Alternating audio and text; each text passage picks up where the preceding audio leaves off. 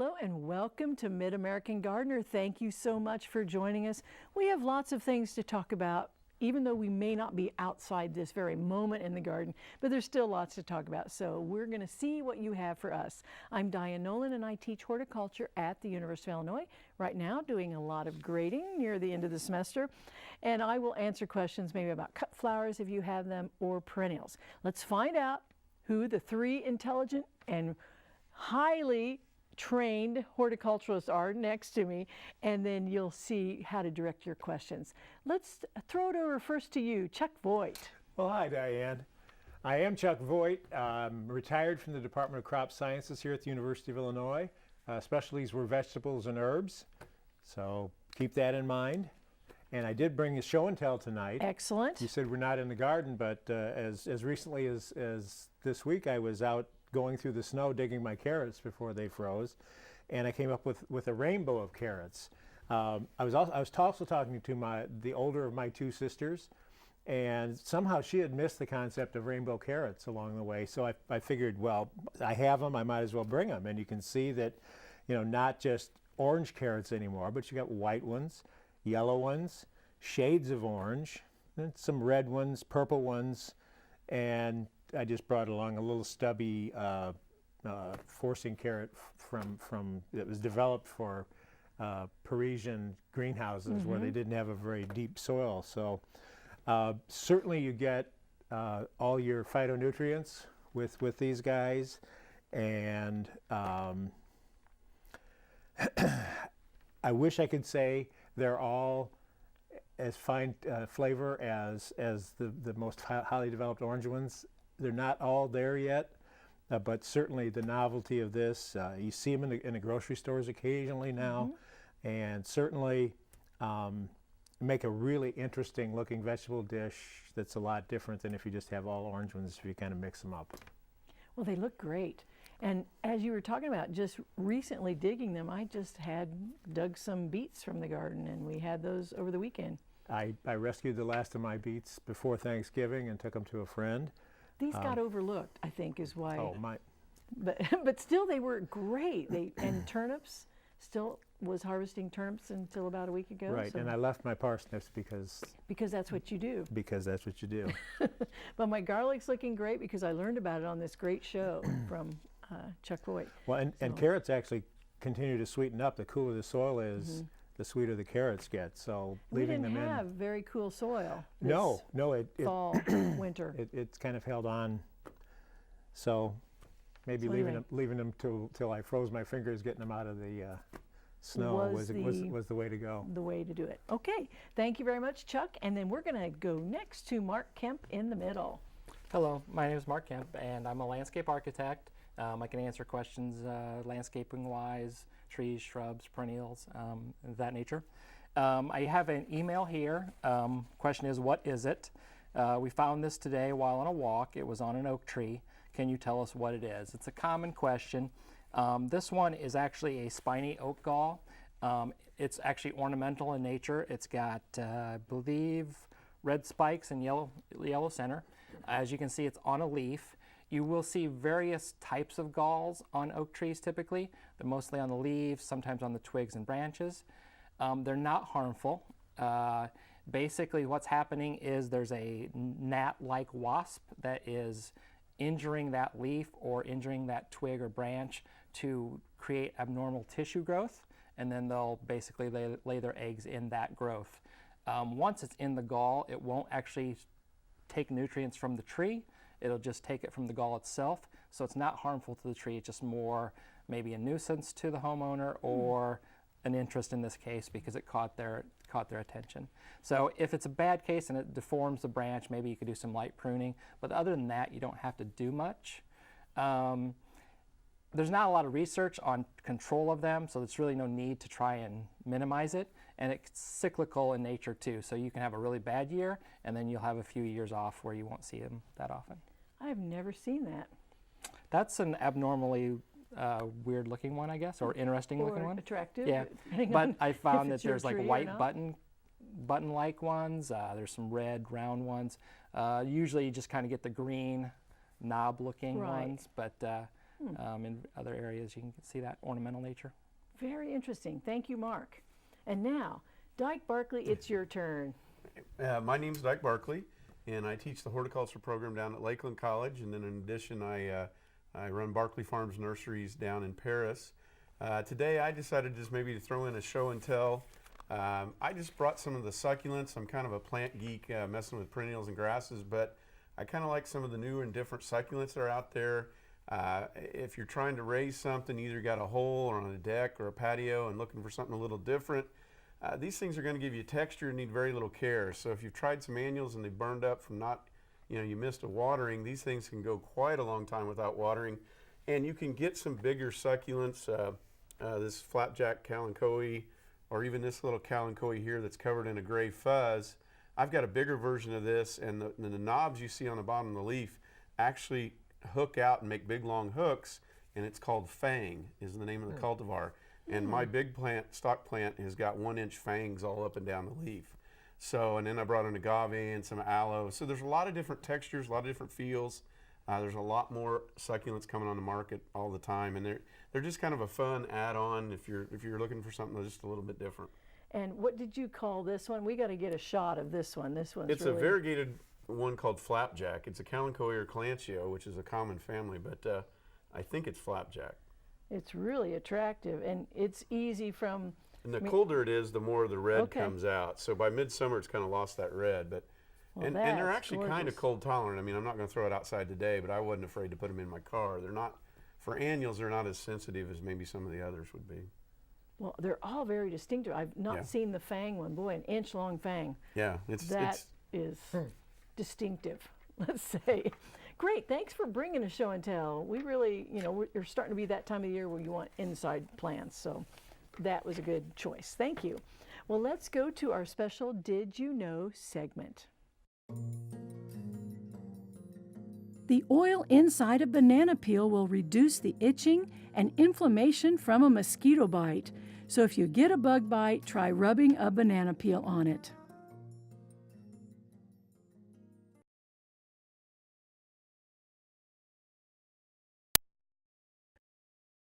Interesting. Maybe it works, but we don't have to worry about it just quite this moment. Well, we have a caller, and we're going to go to Kathy's call on line 3. Hi, Kathy. What's your question? My question is, I've got calla lilies in a pot. I have dahlias in the ground, and I have horseradish in the ground. Is it too late to dig any of these? Okay, so callas in a pot. What was the middle one? Dahlias? Dahlias. Okay, dahlias and horseradish. Yes. Okay. All right, who wants to take which one? I'll take the horseradish. Okay, great. You can dig horseradish anytime you can get a shovel in the ground. It's extremely cold hardy. It's going to go. You can dig it late into the fall. You can dig it early in the spring when the frost goes out. Again, like the carrots I talked about earlier, it gets sweeter. The longer it's in cold ground. So typically the growers, it's the last thing that they do, partly because the foliage is cold tolerant, so it doesn't go down very early, but also because it gets the sugar content up. Okay, so horseradish, dig anytime. Who wants to take dahlia or calla? Well, dahlia is an annual, and the ground stayed warm enough. Maybe if you'd rescued it, I would imagine it maybe froze, particularly after tonight or today and tonight. But I guess you could see if it was a protected area. But I don't know. It's probably cold enough it went ahead and got it. But you dig it up and there'd be kind of fattened rhizome or stolons, tubers. Yeah, I can't even think straight. And if they're mushy, then you know they've gone frozen. Or you bring them in and let them warm up and they turn mushy, then you know they got froze. 2 or 3 days ago, maybe, but I don't know. I think it's gotten pretty cold. If you can have a straw bale or something you can throw over it tonight and then try to dig them tomorrow, Yeah, would be and good. you got to do it fast because it's going to. We're talking multiple days now, and the ground's going to drop Right. quick. Yeah, because I was worried about my carrots, and they're pretty cold tolerant compared to a dahlia, which is tropical. I think the dahlia will tell you because it'll turn mushy quickly if it got too quick or too cold. And callas are a greenhouse plant. That was, you said that it was in a pot, but wow, if it was outside, I would think bad things could have happened. Yeah. I mean, it is a cool, tolerant plant in that it will take 50-degree nights in our greenhouse Yeah. and maybe 55 during the day. But yes, it should have probably been in, but you know, bring it in. Again, bring it in and see. Bring it in and find out. Yeah, no harm done to do that. And the center might, and depending on how you grouped it or where it was on a deck. If leaves had blown around it. Because Right. we'd really been warm up to this last Right. go-round, so unusually warm, where the ground hadn't even So, gotten. you know, it should have been a month ago we were talking about this, Yeah. but it's really been exceptional. So, but anyway, you can try it. There's no harm done, as the panel said. Well, now we're waiting for more phone calls, so until we get some more, I guess we'll just have to go back to our panel and learn from them. Chuck, do you want to give us a I'll give it a Answer shot the here. question. I have a sprayed vegetable question. It's from June, so whatever the answer was, it's been resolved at this point. But this person in Shelbyville, my question is about the use of vegetables after the plants have been touched by spray from the neighboring cornfield. It was a windy day and some of the plants show signs they were affected. Tomatoes have brown leaves, the beans are U-shaped. Can the rest of the crop be eaten? Well, unfortunately, the official answer is no, because that herbicide is not registered for use on tomatoes or beans or any of the other garden produce, and it's our policy to err on the side of caution. Tomatoes would be hard to get them going again at that point. Beans, particularly bush snap beans, come back pretty quickly from seed. So had I answered this in June, I would have said get out and plant some more, and you'll still have a pretty nice harvest the rest of the season.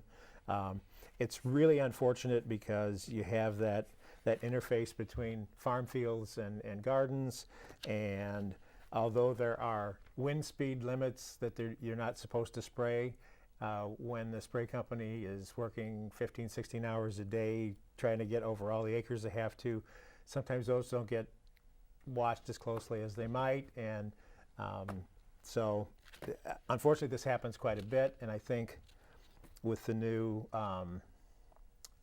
dicamba soybean products, I think it's going to happen more often rather than less. So really, a buffer, gardeners might think about buffers of some sort, trellises, sheds, Yeah, fences. you wouldn't want your garden to be out in the corner of the Yeah, lot. don't put it next to right the there. field. Right up on the edge of the farm field, it would be asking for trouble.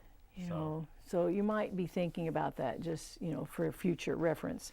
Now, we do have a few calls, so as we get a break, then I'm going to go back to the panel. So let's go to another phone call. Clark's question about trees on line 2. Hi, Clark. Yes, good evening. I have both a blue spruce and a Norfolk pine in the front yard, and I traded the blue spruce for bagworms. It's been 2 or 3 or 4 years ago, but both of those trees tend to down low, going toward the top. They look sickly, and I just was curious if there's a blight or something that's affecting those trees. It looks like the neighbor's has a very similar effect. The top part of the tree looks healthy, but the bottom is going from the bottom up. So let's deal with the blue spruce one. I think that's. Well, I think he means blue spruce and Norway spruce. I'm hoping Yeah. that's it, because I don't know. Yeah, so not Norfolk, but Norway. I can Okay. speak from experience in my own yard that we're going to make the decision, or we actually already did. I think we're going to have to cut down a couple of spruces that, gosh, I planted 30 some years ago in my yard. I'm almost positive it's stress related due to the drought back in 12. I mean, I think we're still seeing effects of that, and the trees really got stressed, and then some diseases moved in. I forget the exact 2 diseases. I kind of see some purpling. It lost a lot of the lower limbs, or a lot of the needles off the lower limbs, and they're starting to get thinner and thinner, and we can now see underneath them. So we're actually going to, I think, pull the trigger on 2 or 3 nice, what were big, nice spruce trees and cut them down. But I'm blaming that drought, and it really stressed them and worked them out that way. Yeah, a lot of times drought will be the year after that. It won't be an immediate sign that you'll see. Well, then having a drought and then a super flood, not that long after it, because having Double too much whammy. water kind of Right. gives you the same sort of effect down the road. Mm-hmm.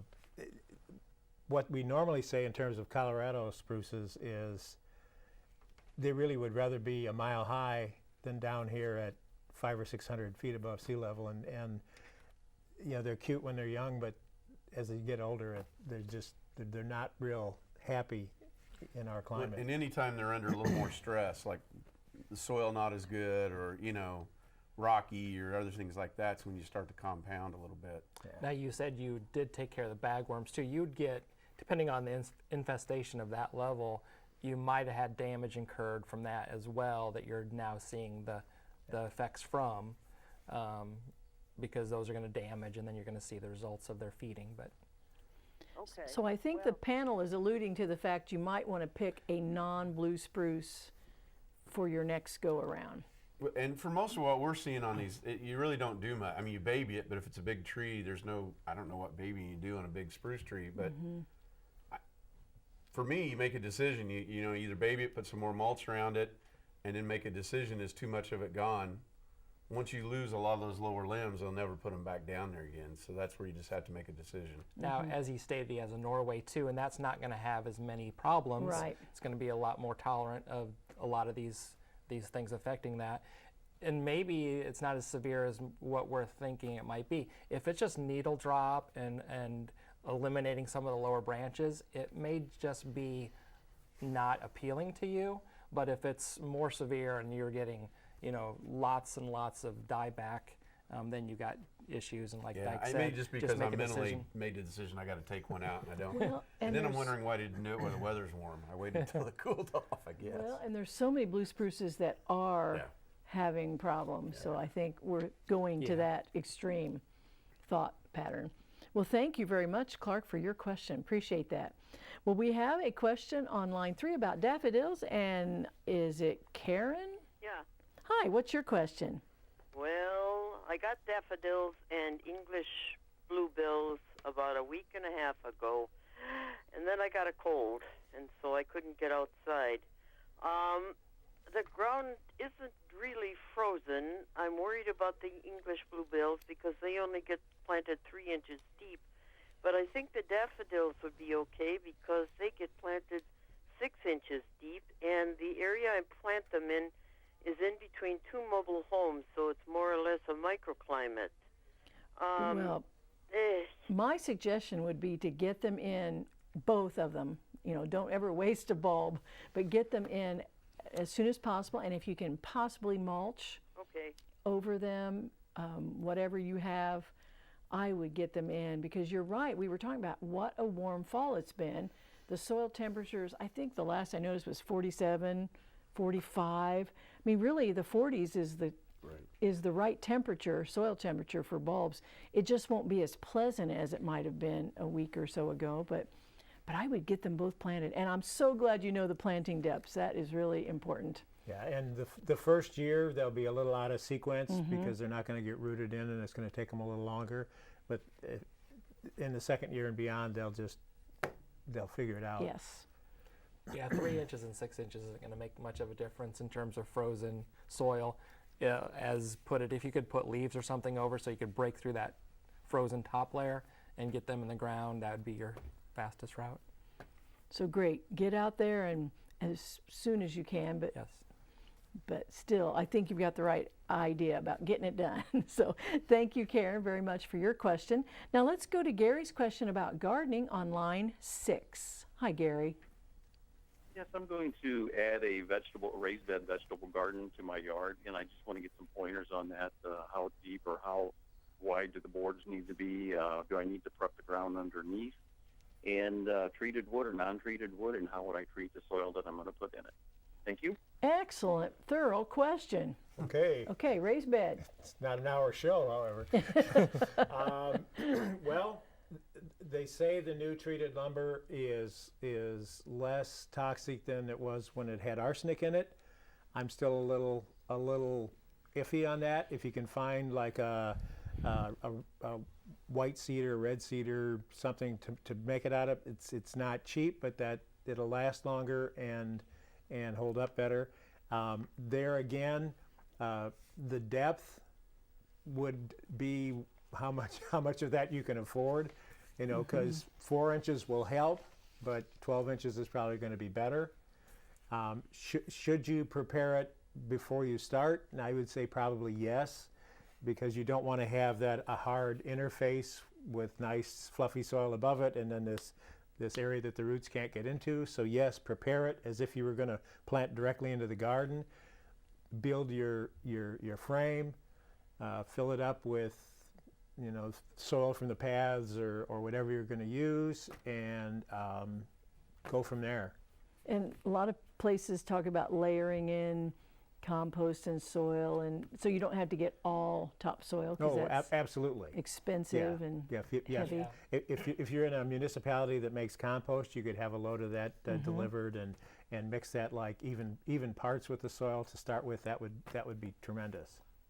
And did we answer all his questions? I think so. I think that was pretty good. So very good. But thank you for that question, because a lot of people have been asking about raised beds, at least getting ready for the vegetable gardening season. Okay, let's go to a hydrangea question. John has one for us on line 4. Hi, John. Oh, do you think that could have been line 4?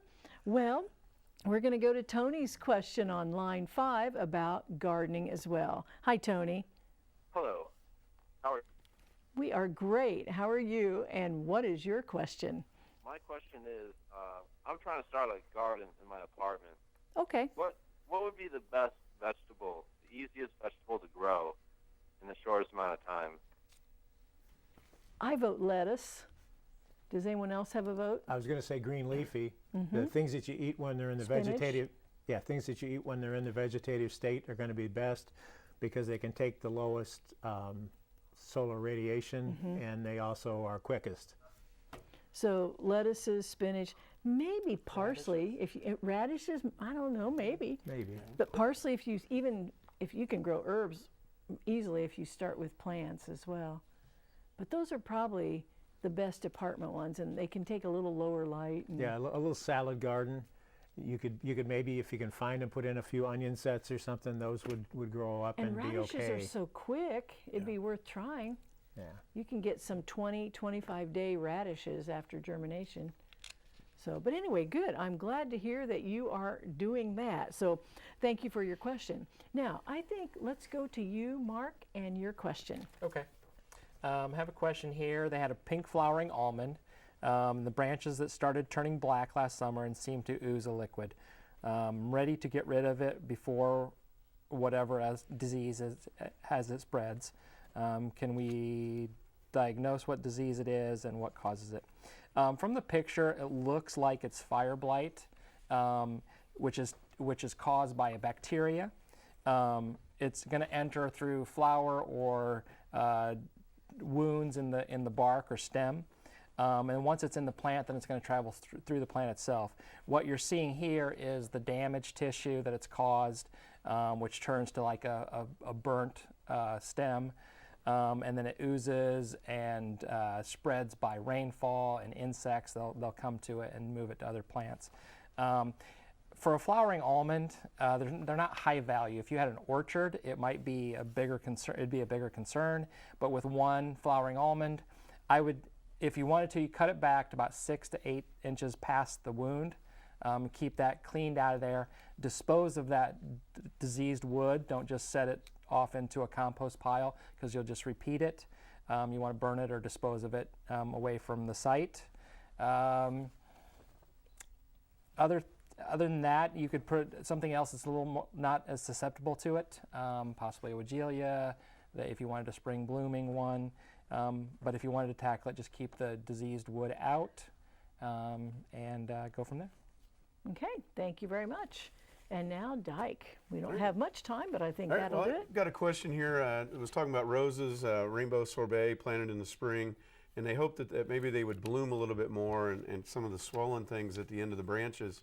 I think just kind of quickly looking at that picture, the swollen there you see is the fruit or the rose hips. They're kind of orangey in that picture. I think the biggest thing is, the other thing it noted is these were just planted that same year. I think you just have to give it more time. When you look at that picture, you can kind of see through the plant. It needs more leaves, needs more roots. I think you just have to let it bulk up. One thing they could have done is prune off those rose hips and put energy back into the plant. You don't have to with older, but I think just looking at that plant, everything looking fine, no diseases in that. Just need to bulk up and get a heavier plant, and then worry about blooms. Get it mulched. Yeah, mulch and that. Not necessarily with fertilizer. Just get it bulked up, and then needs to double the amount of leaves, and then the blooms will come with them. So that's a good first year plant, though. Yeah, really. first year plant. I just think it had enough roots yet. So. So, and it's interesting, people don't really know what rose hips are, but they're beautifully You decorative. don't see them as much on the hybrid ones now. Yeah, And the tea. some people use them in teas. I mean, it's a vitamin C Very high vitamin source. C. Yeah. So you can definitely take care of those by decorative use or medicinal or culinary, I guess. Yeah. So, well, thank you so much for all of your questions. We have a great viewer base, and thank you three for being here. We'll see you next time. Goodbye.